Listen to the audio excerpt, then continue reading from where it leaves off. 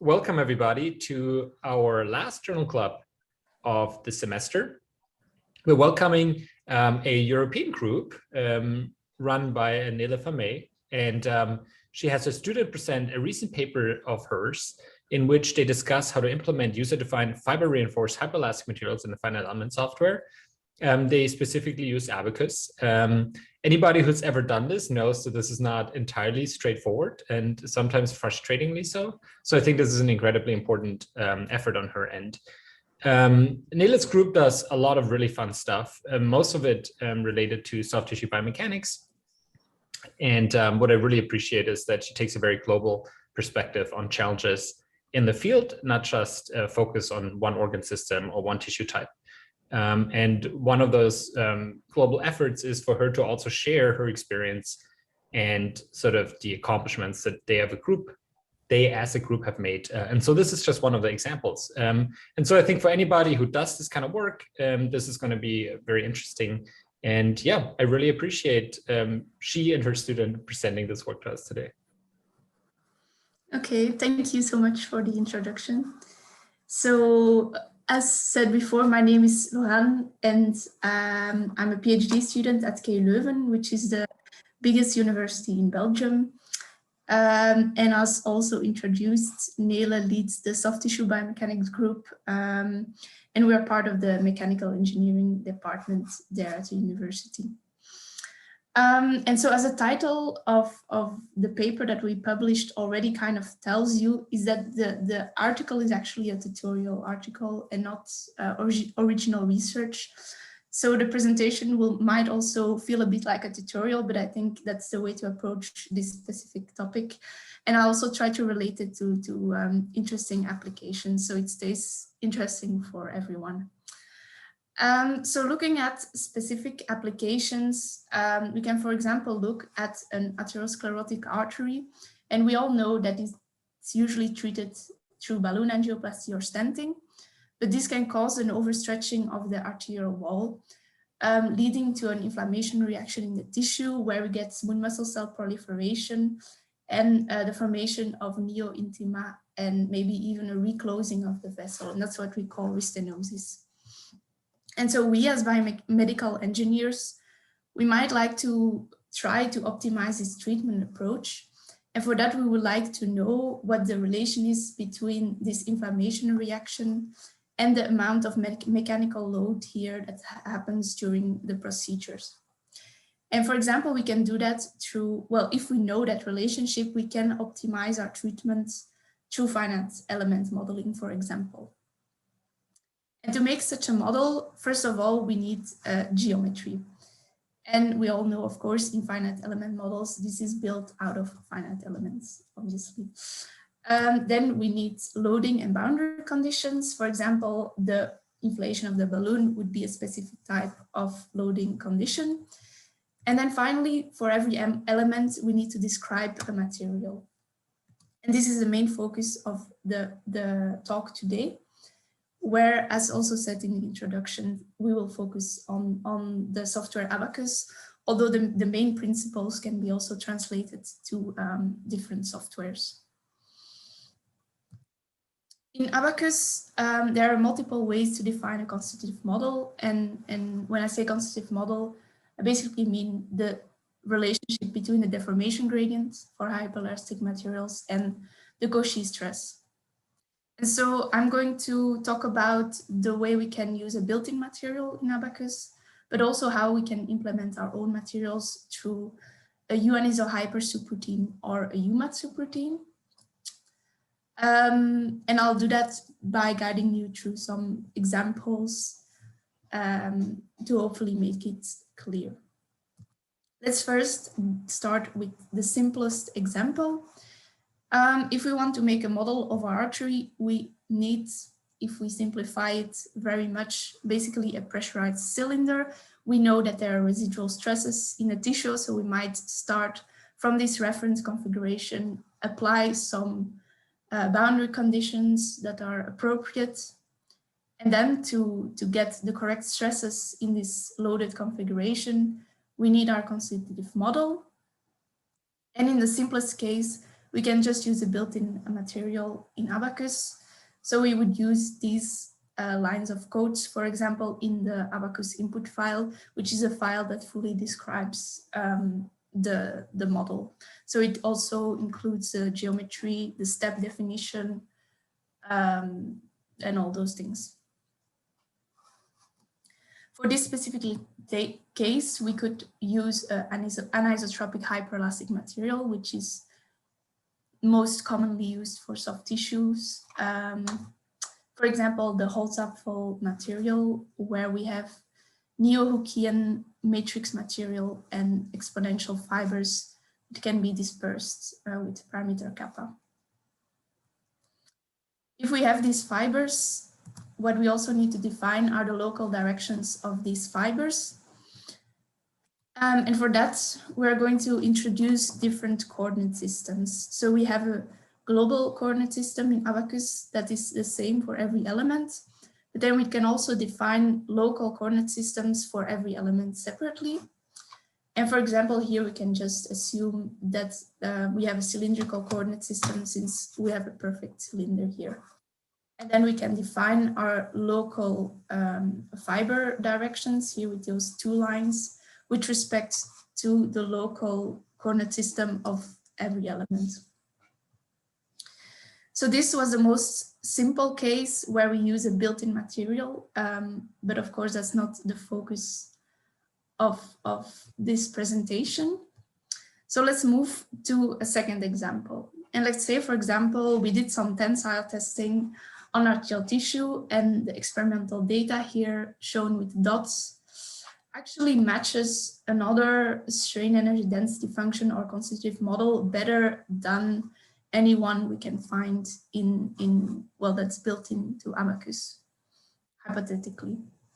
So in case we can write our strain energy density function in terms of these deviatoric invariants and the J, so the determinant of the deformation gradient, we can use a U-aniso hypersubroutine, which is designed for hyperelastic materials that are, well, anisotropic.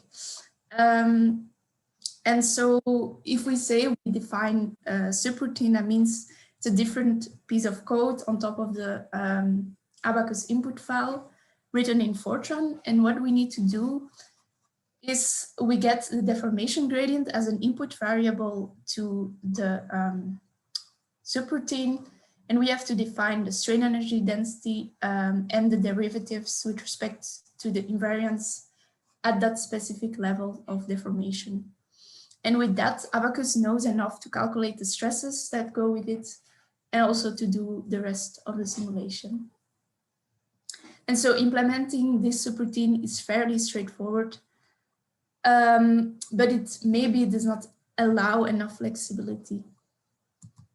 For example, if we have this example, I showed you before a very simple way to model a pressurized artery, but maybe it makes more sense to move to the constraint mixture model. And for those who are not familiar with that, in this constraint mixture model, we are going to assume that the in vivo configuration, so the pressurized configuration, is the reference geometry. And then we will assume that the different constituents, such as collagen and elastin, will have a certain stretch with respect to their stress-free state to this reference configuration. And this can be different for these different constituents, which is also what we see, well, in reality, that usually elastin will be stretched more than collagen. And so in the reference configuration, we have just these GC and GE as deformation.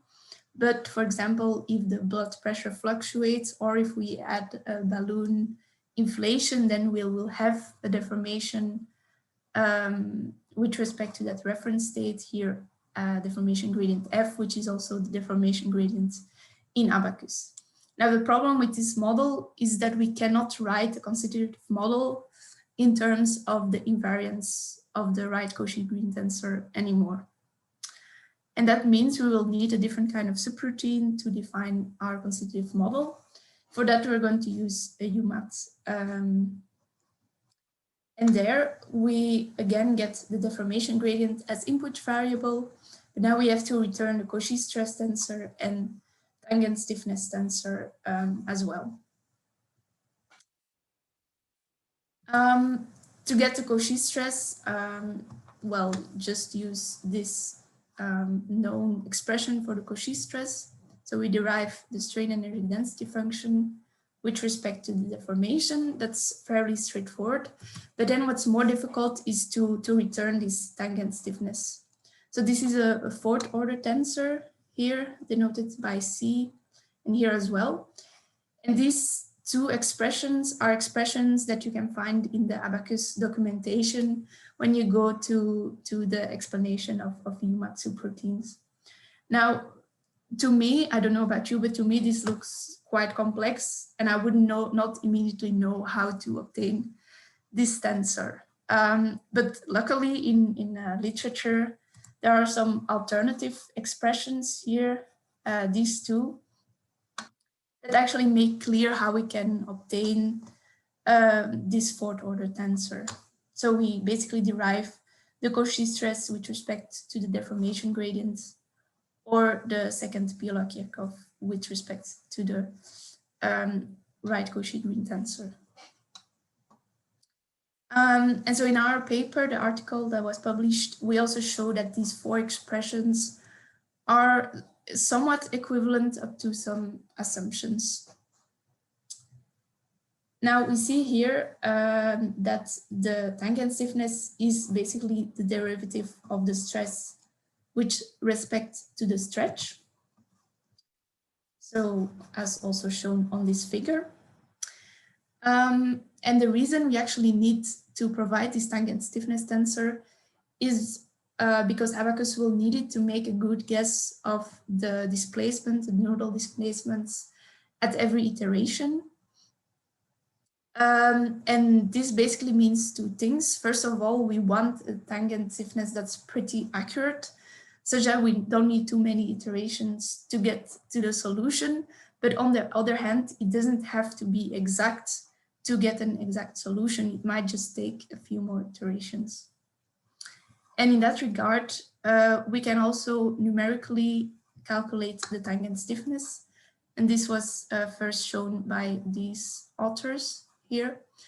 And we do that by looking at the difference between the Cauchy stress at the actual deformation and the Cauchy stress at the slightly perturbed deformation in the IJ component, as you can see here. And so if you choose the parameter epsilon wisely, those are authors show, and we also show that we can get very accurate results. And the advantage here is that we don't have to do the whole quite long analytical derivation.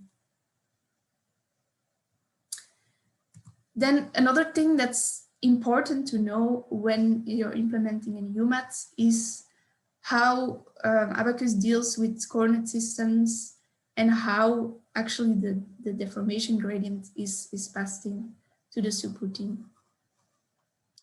So as I shown before as well, we have a global coordinate system that is the same for every element.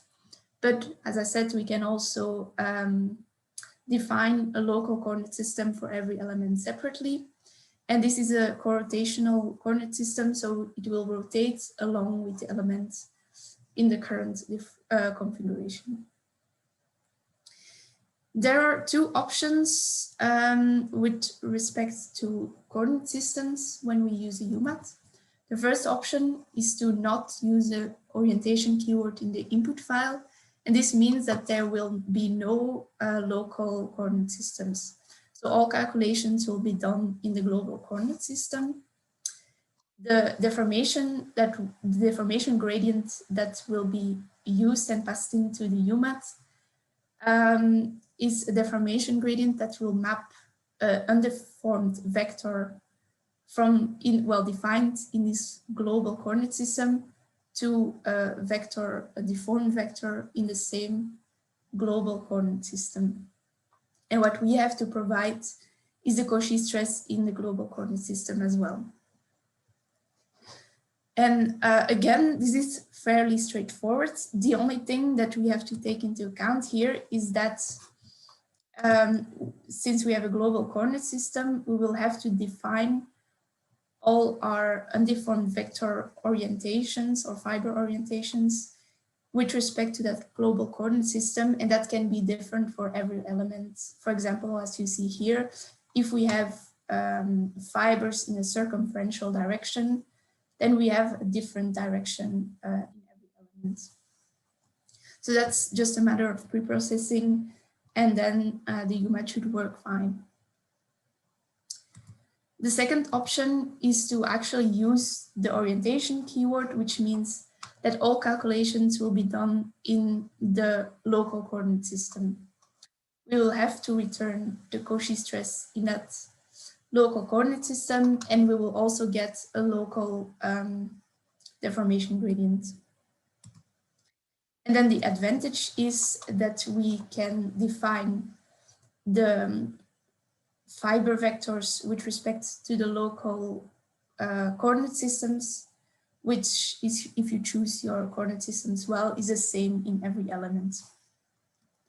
Now there's one thing that's very important here to notice, and that is actually that the deformation gradient that is passed into the UMAT will actually map an undeformed vector defined in the rotated coordinate system to a deformed vector also defined in that rotated coordinate system.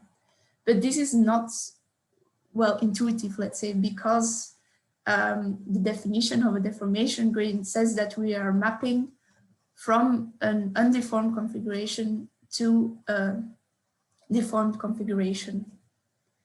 So what this means is that we will actually like this deformation gradient that I show here. So a deformation gradient that can map a vector that's defined in the initial, not yet rotated local coordinate system to a vector in this rotated coordinate system. And we can do this by transforming the tensor that we get. So we can perform here, as shown here, polar decomposition. And then with the rotation tensor that we get, we can get this deformation that deformation gradient that we actually want. And to make that even more clear, you will see that then this deformation gradient will be equal to the right stretch tensor. So which is the tensor that we get if we do a polar decomposition of the deformation gradients defined in the global coordinate system. And this is also the deformation gradient that we would actually expect in a co-rotational coordinate system.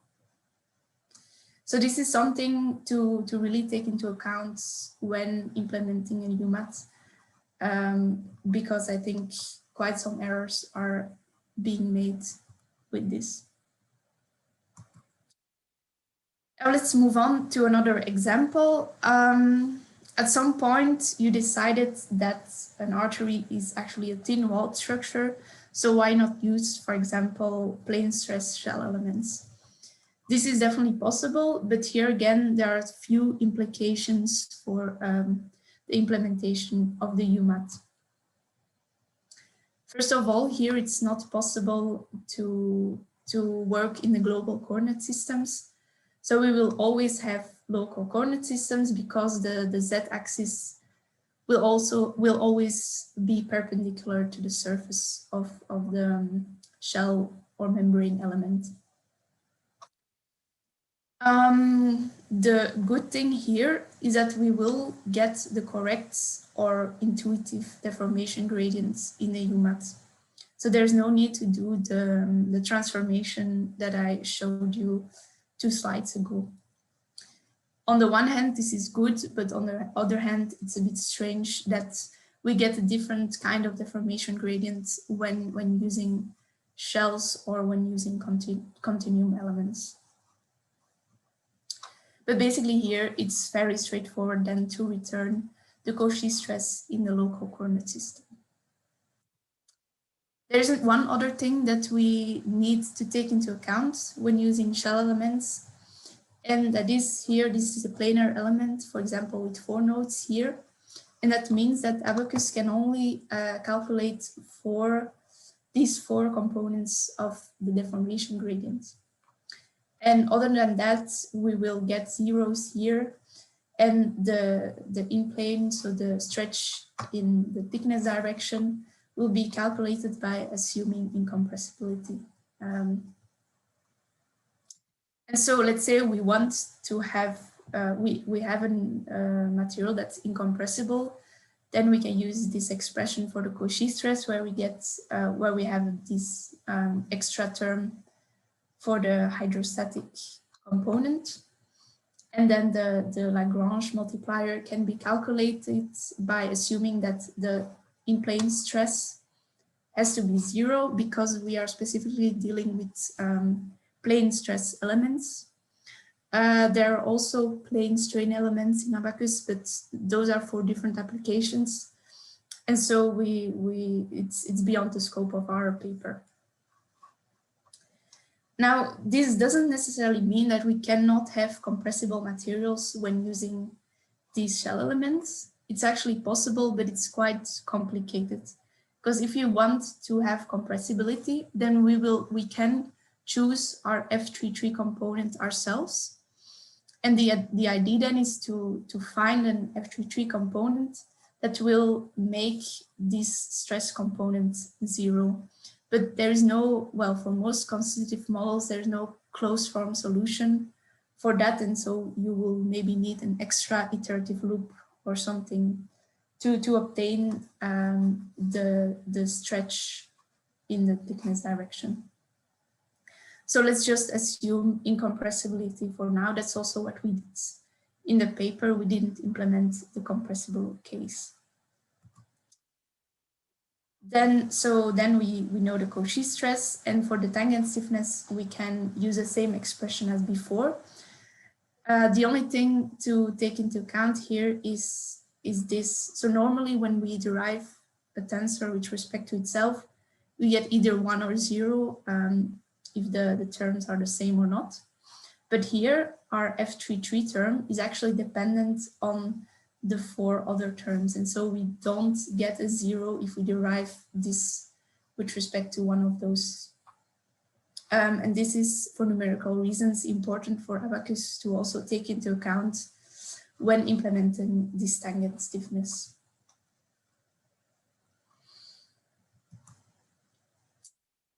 So then if we take a closer look at the first lines of a UMAT, we see here all the variables that can be used. The main ones that I already talked about before is, of course, the deformation gradient here. And then we return the stress and the tangent stiffness, or DDS, DDE. But of course, there are other variables that are very useful. For example, props will store the material properties, so we can define them in the input file and don't have to hardcode them in the subroutine. We can also have predefined field variables. Those are variables that are often also defined at the beginning of the simulation. For example, when we have a temperature field and the material behavior would be temperature dependent, or for example, I have used it to define local concentrations of nitric oxide, which is a vasoactive component. So also this one will influence the mechanical behavior. Then here you see we get the deformation, the current deformation gradient, but also the one at the beginning of the increment. So we can calculate the rate of deformation, and also if you would like to implement a non-elastic behavior, for example. And then finally, what I use very often are state-dependent variables. And these variables are, well, are stored at every integration point, and we can use them throughout the simulation. And to give an example that relates back to my first slide, to restenosis. So if we model the balloon angioplasty, we will have an elevated stress that's stored in the variable stress, of course. And I assume that based on the stress, I will get an increased density of smooth muscle cells. So I calculate the density of smooth muscle cells based on the stress, but also based on the amount that smooth muscle cells that were already there. And that's why I need also this variable from the previous increment in this current increment, and then I can update it to be used in the next increment as well. And that's why I have to store it in this state-dependent variable.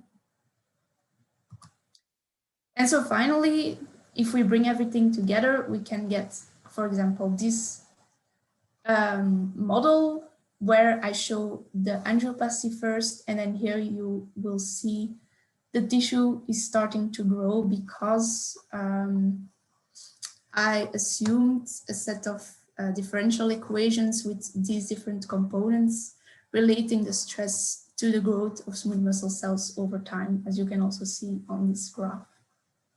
And you see here indeed that we get increased wall thickness due to that growth.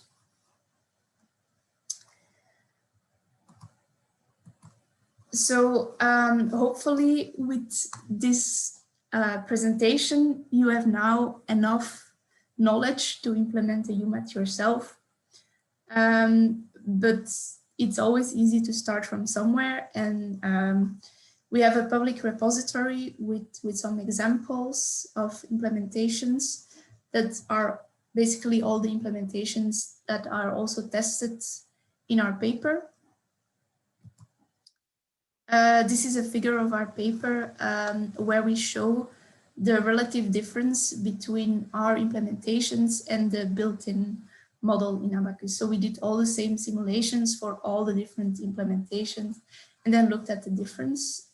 So we have a UNISO hyper model and then 4 different UMATs, depending on whether we have a local coordinate system, global coordinate system, or numerical or analytical tangent stiffness tensor. And so you see here that the errors are fairly small for the stress components, for the displacements, and for the reaction forces. We tested different modes of deformations, shear, tension, etc. So we basically assume that our implementations are correct and that they are all equivalent. So to conclude, I showed you how to use a building material in Abaqus, how to implement UNISO hyper subroutine, which is fairly straightforward, and also how to use UMAT.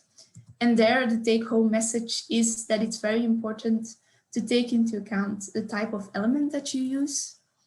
As I said, there are very important differences between continuum elements and shell elements. With respect to, for example, a deformation gradient that you would get. And in that same regard, it's important to think about coordinate systems. And finally, you want a correct expression for the tangent stiffness. Otherwise, you might get very frustrated at convergence issues, which is, I think, a common frustration. And so that's my conclusion, and I would be very happy to take your questions. Thank you.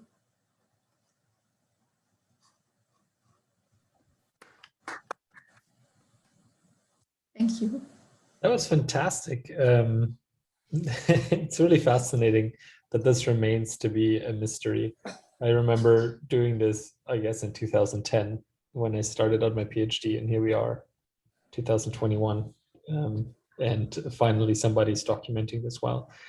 I'm curious, I think you've interacted with people that know the Abaqus code well, and I know from Nele that this took a number of conversations and iterations to figure out what is Abaqus's response. Do you have a reason why this is not well documented? I never understood it. Like, so why? one of the authors here, Gert-Jan Kloosterman, he used to work at Abaqus, but he left. I don't know if it's fully out of frustration, but now he's well, he's a professor at university in the Netherlands, and he discussed it with the developers, and basically they said it's too much work and it's too much of a niche to really invest in it. I mean, it's ironic given that there's at least true, right? 20 people. Yeah, there's at least 20 people on this call who've struggled with this, right? Yeah, okay, like but I think, to be honest, that's not where Abaqus gets their financial inputs. If you look at, I mean, their big customers are people like Boeing or so not related to these kind of hyperelastic fiber reinforced materials. It's a niche. Although for us, it doesn't feel like a niche. Yeah. I guess that's the nature of a bubble. But yeah. I mean, that's a fair point, right? If it's driven by bottom line, but still surprising that it's also that much work to change, apparently. Yeah, yeah. But so this is really like the culmination of a lot of years of frustration, because we really didn't understand where it was coming from. So at the very end, we found this, the rotational problem with respect to the coordinate systems. And even though we signaled it a couple of times, they didn't want to do anything about it. Okay. Yeah, it's but funny if you know it's not a problem.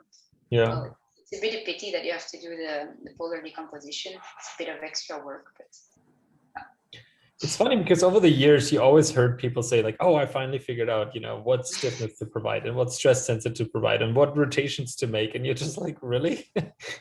You figured out a new trick, anyways, I think this was really needed. And I'm gonna, hand over the microphone to people that have questions, but that was fantastic, both the presentation as well as the content. Thank you. I think if you have questions, y'all just blurt them out. I think that's just fine. I had a question. You talked about 3D shell elements, implementation of those in UMAT. I just wanted to know if we need to do anything special for 2D plane stress elements. You mean 2D plane strain, right? Yeah, sorry. Yeah. Yeah. So the difference there is, we didn't investigate it in this specific paper, but the difference there is that you have to also return the 3-3 component of the stress, because of course it's not 0 anymore, because it's not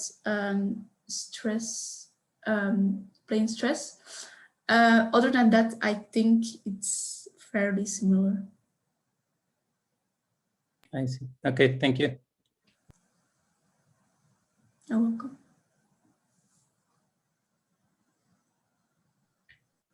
Nele, I'm curious, doing this, what was the review like for this paper? Did you get the sense that the reviewers actually, implemented the changes you suggested, or was it?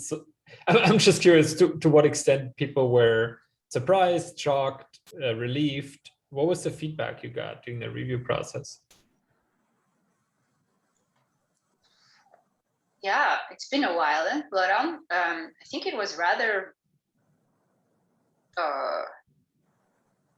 not so strict. Yeah.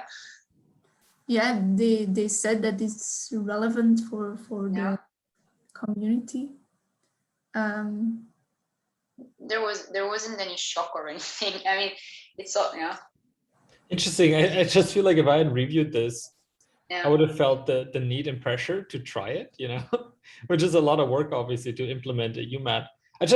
To me, it seems so mind-boggling that this is necessary, right? The only comparison I have is FEBio, which, has many qualities, but one of them is that implementation of constitutive laws is super straightforward, because, first of all, they have a tensor notation, so you can actually implement your material model in tensors, but you don't have to deal with these weird intricacies and secrets. Sorry, I was just curious, sort of what reviewers, as sort of the first people receiving this, had replied to this. Yeah, well, we did double check in well, first in MATLAB and also in Visual Studio with the Fortran code itself. So yeah, if I would be surprised if there were still mistakes, but well, you can always keep on being surprised, of course. I appreciate that. My student Murdang recently implemented a UMAT, and I know that he struggled to some extent. I wonder whether he's here and has any opinions or feels like he has gained insight. I may have just woken him up, in which case I apologize. I'm here. No, I really appreciate this paper. I've been following it since it was a preprint, and it's been I think more than a year or something that it's been out there, and I'm really grateful that it exists. In fact, yesterday itself, I used it to do some rotations between. It's the nightmare that is Abaqus. So I primarily use Abaqus explicit. So my question really is, will you be following on to the explicit side as a follow-up to this paper, looking at different stress rates, how the Yauman stress versus the Green-Nagdi stress rate makes a difference on the constitutive law, and how those things follow on? Or are you guys kind of done with this sensitivity study for now? I wish I had the money, because it is something that I really appreciate as well. I might just do it myself. Yeah. Nele, have you all looked at the explicit side at all? No, we haven't. No. We've used UMATs exclusively up to now. But I agree, it should be done. Well, Murdang, there you go. Can add that to your list of hobbies. Yeah.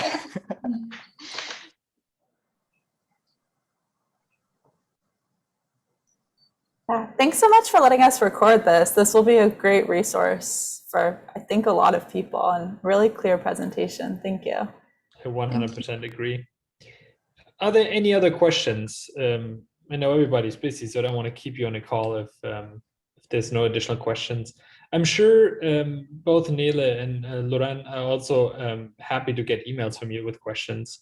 We can distribute the information, but I'm sure you'll find it on the paper as well as on the World Wide Web. Well, unless there are additional questions, I'm going to close this last journal club of the semester. Just an FYI, we're going to pick this back up in the fall, but we decided to pause it in the summer because I think A, people deserve breaks from Zoom, and B, I think there's a lot of other conferences and workshops and things going on. So stay tuned, and Emma will send out more information once we have the speaker list for the fall all established and ready for you. Yeah, and unsubscribe if you never want to see another email from me again. Awesome. All right. Yeah, it's a really nice initiative. I really like it, bringing it together like this. Well, thank you so much for coming. Thank you, everybody, for being here.